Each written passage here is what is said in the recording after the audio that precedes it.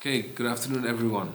As we continue learning the Alshech on this week's Parashat in the Holy Alshech synagogue, and we're learning Parashat Matot, and we're continuing the story of Moshe's last mitzvah on earth. He's going to fight the Jewish people together with Moshe are going to fight the Midianites, and this is specifically connected to Moshe Rabbeinu because after this job he's going to die. So we're trying to understand what is the connection between this war and Moshe Rabbeinu's finishing his job in this world. So he says, Rav Moshe, V'hinei Rabbeinu Zal, our rabbis, our sages, Heshimu et Moshe, Al asher lo kineh al maseh zimri v'harago. The rabbis hadn't take issue with Moshe.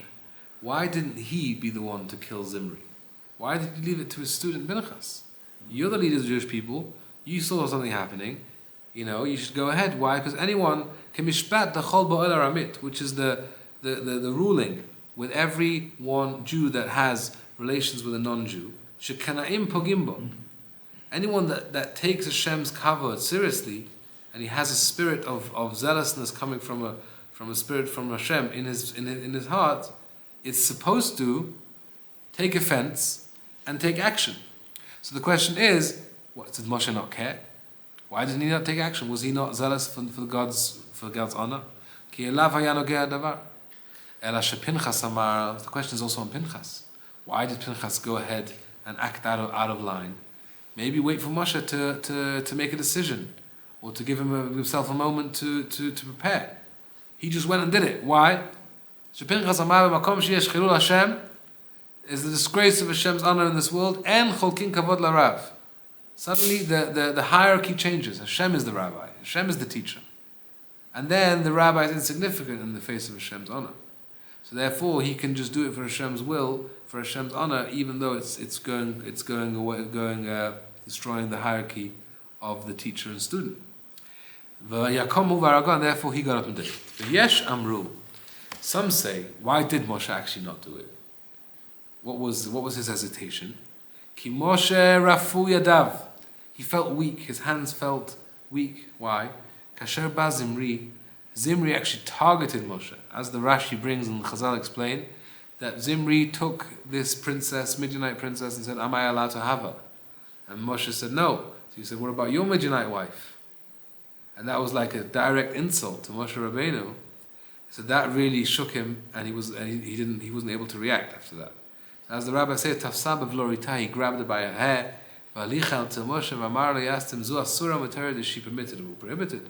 Amarla Asura, obviously she's prohibited. Amarla Imken, but Yitro, Yitiralach, how are you married to Yitro's daughter? She's a Midianite too. So that's one explanation of why Moshe didn't go ahead instantly and do the honor of Hashem. The Yesh Amru, there's another midrash, Kinit Alma Mimenu Halacha, he actually forgot. He was trying to remember what the rule is. Kadeshi, you tell Pinchas HaKahuna, and Pinchas, this was actually designed by Hashem, so that Pinchas gets the opportunity to go ahead and seize the moment, so that he gets kahuna, as we learned last week in Alshech, that this was actually this was Pinchas's mission now to do this, to get the kahuna. So now, v'ra'ui ladat, lama haya hanogeh hadavar al Moshe. Sha'al ken, amru, sha'al ma shemakom b'chil Hashem, en cholkin kavod larav asa davar Pinchas. So he's saying as follows. Why was it specifically targeted on Moshe, if the rule is that every Jewish person that cares about Hashem is supposed to go ahead and do it? That means that it's not something that's supposed to be done by the judiciary system, by the community leader. It's supposed to be done by any Jew that cares about Hashem that happens to be present at the time. So it says, why are we pointing fingers at Moshe if it's not a leader's job to do? Right? So that's what he's saying. And also, why was it such a big deal for Pinchas to go ahead and do it? He did what he was supposed to do. A regular person took care of Hashem's honor and did it, which is the normal procedure. So therefore, we have to understand what is Moshe's connection to this whole story. Ach omna, however, Hinebi yichud nogea davar be'etzem el Moshe or el Pinchas. Moshe and Pinchas are the two candidates that should be the ones to strike Zimri. Why is that so?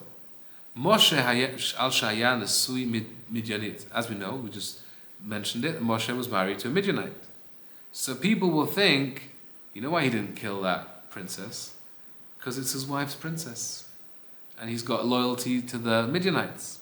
So he, to take away any suspicion against him, should have seized the opportunity and said, no, I'm with Hashem. I don't have any loyalty to the Midianites. So Moshe should have done it in order to dispel any rumors like this, to say that he's trying to suck up to the Midianites, he has feelings for them. And as we know, Pinchas as well, he was a grandson of Yitro, as we mentioned last week's Parashat. So he as well should try and disavow any allegiance to the Midianites by doing an action. The Pinchas, he was a grandson of Yitro. V'chen Elazar Aviv. This also should have been something for Elazar to do, because Elazar was actually also married to the Midianite.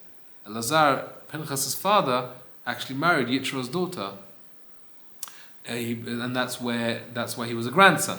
So we have three people really, and he's going to explain why the third is not actually a candidate, why Elazar shouldn't, even though he's got this rumor to dispel, he still shouldn't have done it, because he was a Kohen Gadol. So the Kohen Gadol is not supposed to get involved in violence like that, because he's supposed to remain pure and non-tamei. He had an excuse, or he had a way out of this thing that he should have done. He was a Kohen Gadol. It's not recommended. It's not proper. Zimri, that he should become defiled and impure by killing Zimri. So now we come back to the two remaining candidates, Moshe and Pinchas. Those are the ones that we should expect to take the opportunity and to make a point by being the one to kill Zimri. So Moshe obviously is not a Kohen, and Pinchas adayin lo nitkahen. He wasn't yet a Kohen. So those two are the best candidates. But now Eser Yadot Nogea Yoter El Moshe. So Moshe actually should be infuriated by the level of chutzpah and chilul Hashem and disrespect to the rabbi of Zimri. So, and now this is not a personal thing. He's literally embarrassed him in front of the entire Jewish people. He grabbed this princess by her hair, and he had the chutzpah. He asks him as if it's like a question: is this allowed or not? That's already disrespecting. And then even the fact that when Moshe said Asura, which is the obvious answer, he kish znutor l'nesiyah Moshe achar shegira. Moshe Rabbeinu married Tzipporah in a marriage, and she actually converted and accepted Judaism, all the monotheistic beliefs.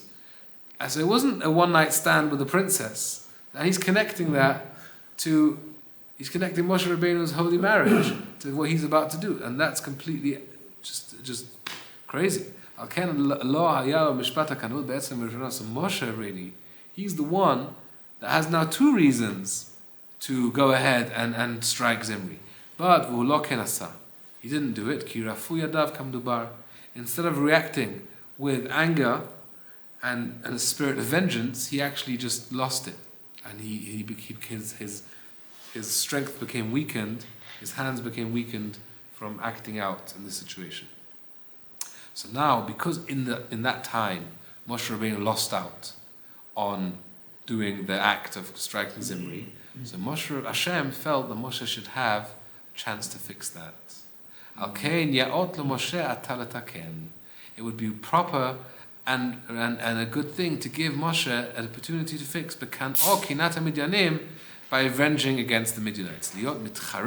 To become angered, to take on Hashem's revenge in Midian. Our Father in heaven, Moshe. He loves Moshe so much, just like a father loves his son. Amar elav, he said in the following: please, I beg you, take this opportunity, and take this one last adornment for your life in this world, before you pass away and join your your fathers and forefathers in the spiritual world. Take this opportunity for vengeance, and then you'll be able to depart in a complete state. Rav Moshe is actually telling us a very interesting thing about what happens when a tzaddik departs from this world. Whenever it's mentioned the departure of one of the avot or Moshe and the special tzaddikim, describing his death, it says he was regathered into his people. So what does that mean? Huki krovei tzaddik, the relations, blood relations of the tzaddik, va'anshe mechitzato, and people connected to him spiritually from his Torah or his spiritual soul source. Mit orurim ubaim likrato. They come and come. They wake up and come towards him as he's passing away. V'yasfu aleim, and they'll bring him back l'mechitzat dushatam, into their holy space. So basically, he gets like picked up from the airport kind of thing. A special escort, and taken, with a special service to, limousine, whatever, maybe some champagne, and he's invited into the group.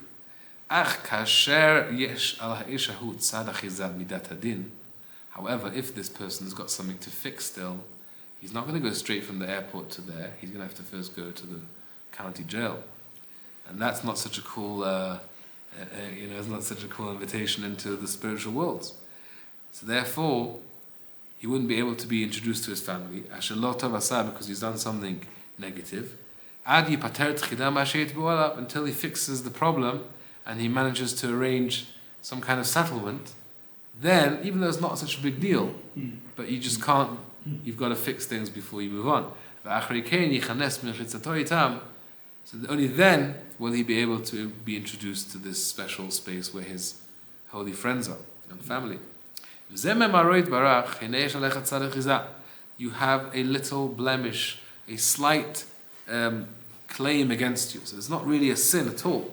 It's just a slight claim that will be there in the world of truth, because the negative angels obviously want to, like, Moshe Rabbeinu is coming to Shemayim. We're not going to let him have a smooth landing. You kidding? We're going to try and find the tiniest, email he sent once or whatever, and make a massive case out of it. So Moshe Hashem said, no. I want you coming to Shemayim and getting that massive entourage. Zimri.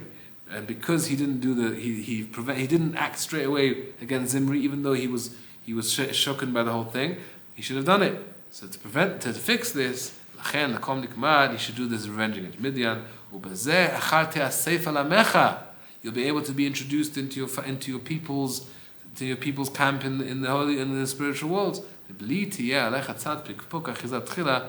And without being any type of mishaps on the way of any negative prosecutors. Nosaf al zeh haya pitchan midyanim lomar. So now another reason why, another reason why Hashem wanted Moshe to get this done before he dies, and this is to remove any Midianite gossip. The Midianites are going to say, why did we leave killing the Midianites until after Moshe died? Because Moshe said, no, we're not going to kill them. I like them. Once Moshe dies, then the Jewish people decided, okay, we don't care what Moshe thinks, let's do it. So the Midianites will say that, you see, even your leader, he was with us. So in order to prevent any of these type of ludicrous claims, Hashem made sure that he did it while he was alive. So they shouldn't. So to take away any claims of the Midianites, to say Im hayam Moshe kayam, if he would still be alive, lo hayam mitachzer neged Midianim. He wouldn't have it in him to go with brutality against the Midianites. Kasher lo kineh al kazvi batzor machmat korva. Just like it was the reason he didn't act out against the princess. So now we have two stories to back up our claim. V'hayat tzad lazut tzfatayim, it would have been a bad rumor to be spreading. V'im katona davar, even though it's a very stupid claim and nobody really would pay attention to it, with regards to Moshe and his status and his level of truth, we didn't want even that to be surrounding Moshe. L'gabei Moshe, lav miltazut rutahi. This is not a small matter when it comes to a person of Moshe's level. Al Ken Amar Elohim, Nekom, Acharta Asef Kamizbar. This is why this was a prerequisite to him dying. So two reasons we got. Both of them are connected to the fact that he's got this thing to fix with his connection to the Midianites and his lack of acting against the Midianites. You're a genius. Yeah, I mean it's coming up with interesting thoughts of why. Yeah. V'nei ela kamot Hashem. So now, regarding what the agenda, what vengeance is really the motivation here in this war. So Hashem said there's two vengeance here. And he said, there's 2 points of honor that were destroyed, that were disgraced. Al dvar kvod Elokim. The fact that Hashem's honor was defiled, because they managed to get the Jewish people to sin against Hashem with his two most hated sins, Zima and Avodat Halilim, Znut and idol worship. So Hashem's got a vendetta against them. Hashem's got anger against them for causing his people to sin. And then there's also an angle of Nikmat Mot Asrim V'Arba Elef Ametim Yisrael V'Magefa. There's also revenge to be taken against the 24,000 Jews that died through their plans. And because there's a double-sided revenge, Amar Nakom Nikmat. This was one of our questions at the beginning of the discussion. Actually, question number 1. Why does it say Nakom Nikmat? Because there's 2 angles of Nakama from the people dying and from Hashem from the people sinning. So here Moshe is going to tell us a very cute, romantic episode between the Jews and Hashem. Hashem didn't want to take himself too seriously in the war. Hashem said, it's not about me. It's the revenge against you. Where else do we see this happened? Hashem takes the Jewish people's honor more seriously than his own. K'maaseh b'meiro Yeravam ben Nevat. Yeravam ben Nevat, he made his own Beit HaMikdash with the golden calf in the northern part of Israel, and the Navi came to rebuke him and say, you mustn't serve idol worship, what are you doing?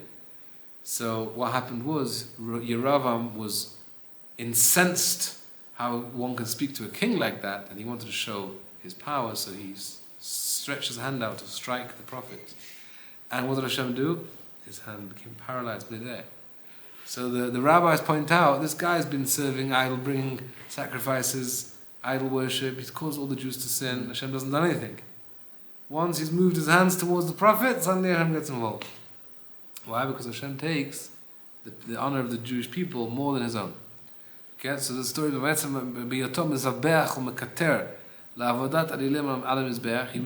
he was bringing and sacrificing different sacrifices for the idol. His hand didn't get paralyzed. When he tries to stretch his hand out against the prophet, who rebuked him and foretold him bad news, while he's still continuing to worship idols, but his hand became paralyzed from hitting the Navi.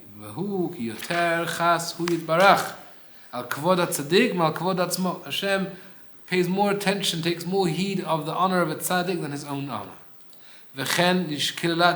Another example of this is the curse of Yeshua. When Yeshua conquered the city of Jericho, he said, one who rebuilds the city his first child will die at the beginning of the building, and his last child will die at the hanging of the gates. And that's what happened in the times of Achab, when Chiel of Bet El built the city. And Achab was actually surprised that Yeshua's curse, which didn't come from Hashem necessarily, according to some opinions, but it was fulfilled. Whereas Moshe's curse, or Hashem's curse for idol worship, like we say in Shema every day, that if you worship idols there will be no rain, That didn't happen. There was rain. There was plenty rain. So Achav was pointing out, how does Hashem take Yeshua's curse more seriously than his own What was curse? Yeshua's curse? If what? Whoever rebuilds the city of Yericho, he'll die. His children will die. The curse of Yeshua was fulfilled. Al Chial Bet Ha'eli, Chial of Bet El. Miyad, it happened as he did it, literally word for word. V'lo ha'richla, there was no patience given to him. Why? Because he disrespected Yeshua. V'alavdam avodah zarah. While the Jewish people were plenty of avodah zarah serving at that time, Herich mi'atzot Hashemayim. Hashem didn't prevent rain. Ad bod var Eliyahu. Only then, once Eliyahu saw the disrespect that Achav gave to Hashem by saying, oh, Hashem's curse isn't going to happen, right? That's when Yeshua took Hashem's honor, not Yeshua, Eliyahu took Hashem's honor seriously, and he fought for, and he was a zealot in Hashem's honor, and he said there'll be no rain until I say so, in order to enact the course. We have the link between Pinchas and Eliyahu. Right, exactly. There is no connection at all. The rabbis say because we find a zealot 600 years later, we don't know any other zealots. It's got to be the same guy. Must have lived for 600 years because we don't know anyone else who's a zealot. So that's the idea, because Pinchas was that guy. He was like hot-headed for Hashem. So he jumped up and said, "V'kafatz v'amar Chai Hashem, I swear in the name of the Lord, im yeh talu matar im lo lefi dvarai, there'll only be dew or rain when I say so." So that's the same idea where we see Hashem takes his own honor less seriously than the Jewish people's honor. Al derech zeh, in the same vein, Amar hu yitbarach, Hashem said, Im hayot lefaneinu shtei nekamot, even though we have two reasons to fight the Midianites. Achat al kvodi, v'achat al tzarot Yisrael, one for my honor, one for the Jewish people, what they suffered. Mash tekaven lasot ikar, who does Hashem tell Moshe to take more seriously? Nikmat b'nei Yisrael, shu anageh aleim, the revenge of the Jewish people. Al ken milat nekom chasera. The word Nakom Nikmat, so we said there's two mentions of revenge, Nakom Nikmat, but because the first Nakama is Hashem's Nakama, it says without a Vav, it says Nun Kuf Mem, instead of Nun Kuf Vav Mem, to show that Nakama Hashem was actually telling to not take into account. The Ramaz Shianichu et Nakama Ramuzaba, Stuma v'chasira. Keep that Nakama, don't mention it, don't focus on that. V'yasu ikar ma'ashenit, and to make an ikar of the second nakama, which is the Jewish people's honor. Are we still? I think we can finish it. it's okay. Okay. Chazak Baruch Shabbat.